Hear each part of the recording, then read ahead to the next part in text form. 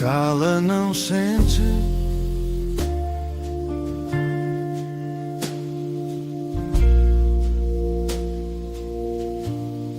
Conversas com ação e sentido.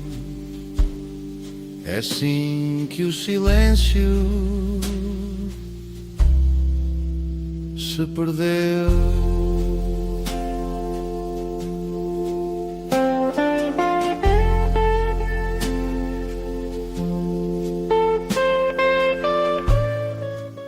Quase toda a gente já ouviu falar do Rotary, mas poucas pessoas sabem realmente o que acontece quando alguém decide servir em comunidade. Há conversas que parecem simples, até começarmos a ouvir o que está por trás delas. E assim vos dou as boas-vindas ao Quem Cala Não Sente.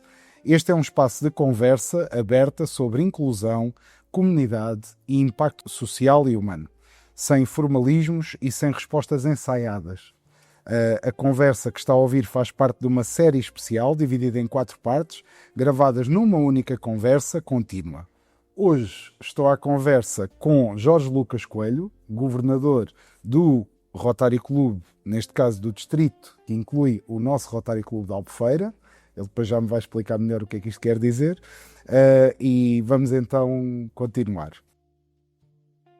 E isso é que é importante, as pessoas terem a noção disso, não é? Que é servir e agora, e a desconstruir isto um bocadinho para as pessoas que nos ouvem, que é, há um momento em que nós, de certa forma, percebemos que servir não é só ajudar, é também aprender, não é?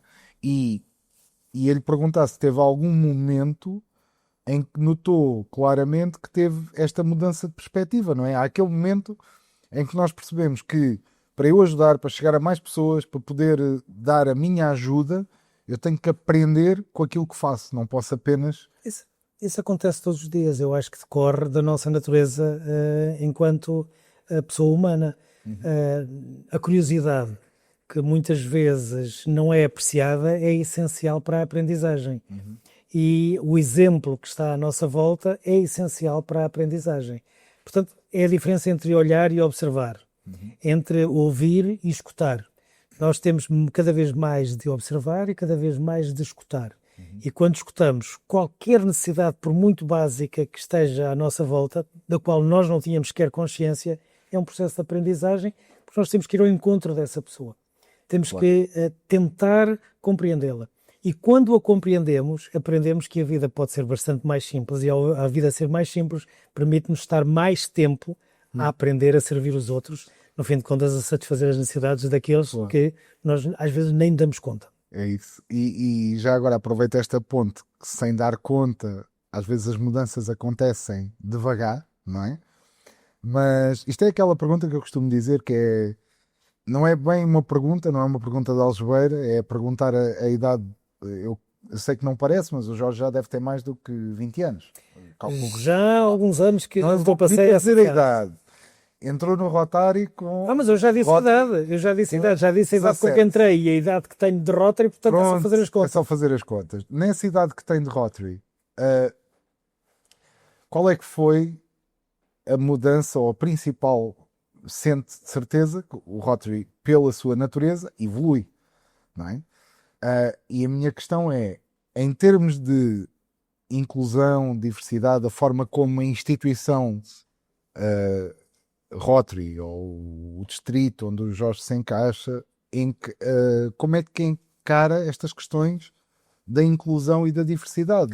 Se houve, eu acredito que tenha havido uma mudança de perspectiva, não é? Eu lembro-me que quando nós gravámos o documentário da Apexa, quando fizemos 20 anos, eu tive que fazer uma pesquisa exaustiva de documentos, de clipes de jornal, de coisas antigas que tínhamos lá para lá guardadas em casa. Uma delas era um título de um jornal cá de Albufeira que dizia: a PEXA mostra que os deficientes são importantes. Hoje em dia, uma pessoa que diga esta frase é massacrada em praça pública, porque não se diz deficientes, diz pessoa com deficiência. Ou seja, a minha questão é que essa mudança de perspectiva global sobre a inclusão acontece também dentro do Rotary? Acontece naturalmente dentro do Rotary também, mas na minha vida aconteceu muito mais cedo, porque eu tive a oportunidade de frequentar um colégio privado, católico, onde nós desde muito cedo tínhamos turmas mistas. E tínhamos tinha alguns colegas com diferenças acentuadas. Às vezes as diferenças mais simples do mundo. Eu encontrei agora, ao fim de 50 anos, um colega desse tempo, em que em novembro ele apareceu de calções. Portanto, era claramente uma pessoa diferente de mim, porque em novembro eu andava cheio de frio, de calças compridas e de sobretudo. Portanto, essa aceitação da diferença não vem apenas pela pessoa com deficiência, mas vem também pela forma de pensar e pela forma como essa pessoa teve o seu crescimento em sociedade. Em Rotary, foi muito fácil encontrar, até pelo critério de injustiça, porque nós, nos clubes de jovens nos quais eu me iniciei, tínhamos clubes mistos e Rotary, na altura, era apenas composto por homens. Portanto, essa diferença, essa necessidade de combater a diferença, acentuou-se logo aí, porque eu olhava para as minhas companheiras raparigas e sabia que elas não poderiam ter um futuro em Rotary e eu, rapaz, tinha. Portanto, logo aí essa diferença e essa injustiça causada por essa diferença foi muito acentuada. E depois, mais tarde, quando nós estamos atentos, quando nós escutamos, observamos e verificamos que há pessoas que são diferentes de nós, eu acho que o nosso dever enquanto pessoa é combater essa diferença. Ir ao encontro dessa pessoa.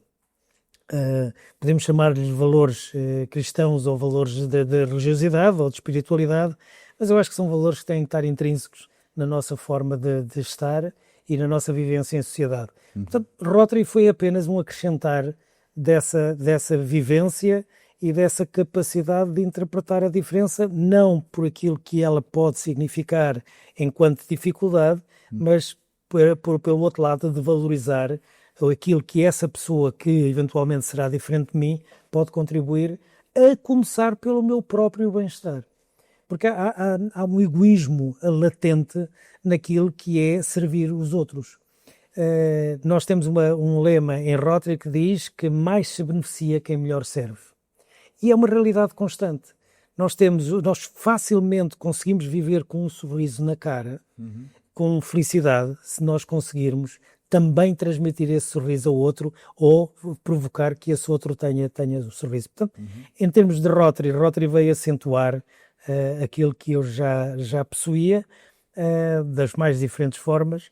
Este último ano não é para mim uma novidade, porque eu já fiz este trabalho de acompanhamento de governadores anteriores a mim, mas é um ano de aprendizagem brutal, não só da natureza humana, mas também daquilo que nós, se quisermos, se tivermos essa vontade, conseguimos fazer, transformando a vida de pessoas que às vezes dependem exclusivamente dessa boa vontade. E de compromisso também, não é? O compromisso é inerente à nossa vida. Eu acho que aquela velha máxima que diz que nos dão uma palmada para nós chorarmos assim que nascemos, significa precisamente isso. Levas uma palmada que é para aprenderes o que é compromisso. Agora grita à vontade.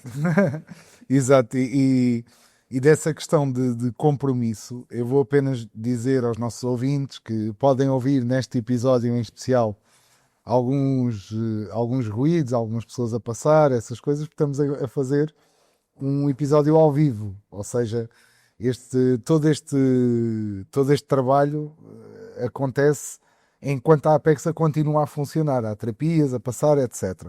E por falar em compromisso, eu ia pedir ao Jorge, muito sucintamente, lá está, um exemplo, porque às vezes as pessoas, eu pessoalmente, enquanto trabalho na comunidade com a Apexa, sinto muitas vezes isso, que as pessoas ficam reticentes a ajudar, ou a servir, ou a contribuir, ou até a aprender, porque, pronto, dá-me trabalho.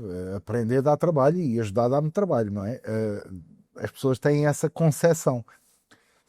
E este desafio, este momento, o nosso desafio deste momento é esse, é que identifique uma ação simples que qualquer pessoa possa fazer para contribuir mais para a comunidade. Independentemente de fazer parte do Rotary ou não. Uma pessoa qualquer. Ajudar a carregar um cesto de compras a uma pessoa que tem dificuldade. permitir que a pessoa que está atrás de nós na fila do supermercado com dois artigos apenas passa à nossa frente, porque nós temos um carro cheio de artigos. São duas coisas extraordinariamente simples que a maior parte das pessoas despreza, mas que podem transformar a vida daquela pessoa naquele instante. Há alguém que está atrás de nós com 2 artigos para passar na caixa e olha para o nosso carro e diz assim: bolas, que azar que eu tive, se eu chegasse antes conseguia ultrapassar esta dificuldade. Mas quando essa pessoa diz à outra, passa à minha frente, eu acho que nós aí colocamos um sorriso na cara dessa pessoa e acho que transformamos um pouco a vida dessa pessoa. Portanto, há coisas extraordinariamente simples que nós podemos fazer, há outras que são mais complexas, que não conseguimos fazer sozinhos, mas aquilo que nós devemos procurar é a nossa felicidade, e a nossa felicidade só é atingida se nós conseguirmos colocar um sorriso na pessoa que está ao nosso lado. Exato, e esse é o objetivo deste momento. Eu tenho sempre muito medo de fazer este desafio. Porquê? Porque se a gente começasse aqui a disparatar ideias de coisas que parecem tão óbvias, essa questão das compras, eu vou dar um exemplo ligado à deficiência, ligado à Apexa. Já assisti a pessoas com deficiência, com 2 artigos nas compras, que por lei têm prioridade e mesmo assim é quase uma exigência. Mas isso dá base para outra conversa que já extravasa o Rotary e o Jorge. É só dizer que este pequeno momento é apoiado, neste caso, pelo nosso projeto, o It Care, que consiste exatamente nisso, na questão de entrar na comunidade e entender o lado do outro. Isto é importante. E por falar em entender o lado do outro, transito aqui para outra pergunta que eu acho que é importante ser feita, que é: qual é que é o mito que, se o Jorge pudesse, e se isto fosse, espero eu, gostaria muito que fosse ouvido por milhões de pessoas, não é? Mas gostava. Qual é que era o mito que, se o Jorge pudesse dizer a todas as pessoas que não estão no Rotary, já ouviu esse mito, não é? Alguma coisa que as pessoas que não estão no Rotary pensam que o Rotary é. Há de haver um que o Jorge já ouviu mais vezes. Há um que é clássico, é considerarem que as pessoas que integram um clube rotário são uma elite. Pronto. Só que quando tentam ferir-nos com essa assunção, não sabem qual é o elogio que nos estão a dar. Porque efetivamente nós somos uma elite.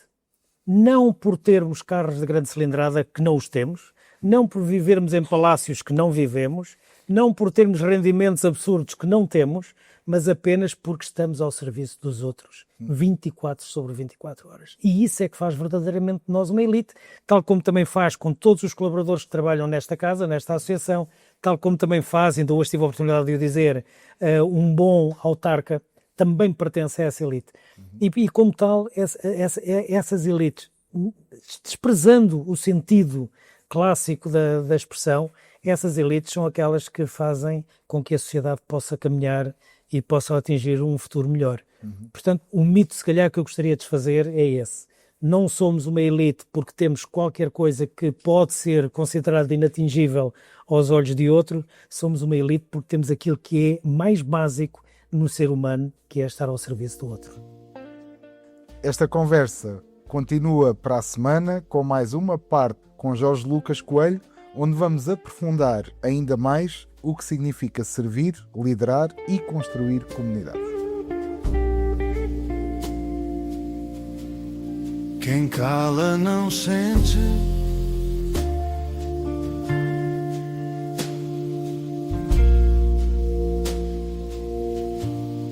Conversas com ação e sentido.